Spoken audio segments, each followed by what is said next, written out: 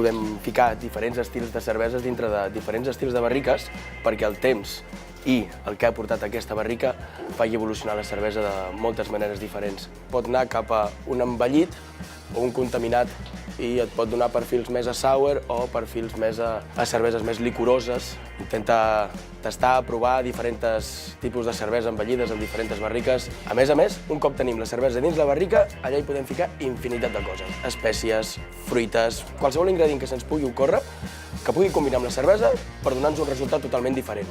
En resum, intenta arriscar-te i provar cerveses envellides, et sorprendrà segur.